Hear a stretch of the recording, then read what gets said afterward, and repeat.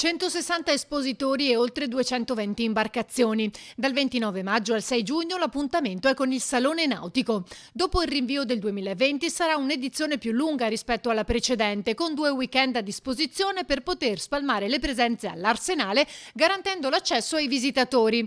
Percorso organizzato con l'ULSS 3. Abbiamo costruito dei protocolli insieme alla Biennale e discussi con l'ULSS. Ovviamente una manifestazione come il Salone Nautico, svolgendosi all'Arsenale prevalentemente su spazi all'aperto e dove è tutto un percorso culturale, una naturale prosecuzione della Biennale Architettura, una mostra di architettura navale, ci consente di farlo e di farlo in sicurezza.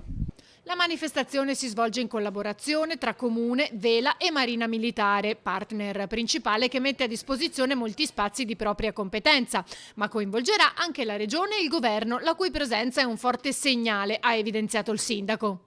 Ci sarà, oltre al Presidente del Senato, l'inaugurazione ufficiale, ci sarà anche, mi hanno confermato, il Capo di Stato Maggiore della Difesa, il Generale De Ciavelli, e credo ci sarà, anzi sono certo perché ci ho parlato, il Ministro Giovannini. Uno dei giorni del Salone gireremo per vedere un po' di cose, tra cui anche visiterà il Salone, e la settimana prima dell'inaugurazione della Biennale ci sarà il Ministro Brunetta che poi verrà con noi a vedere prima i lavori che stiamo facendo. C'è un grosso è cambiato un passo di attenzione del governo verso Venezia, insomma.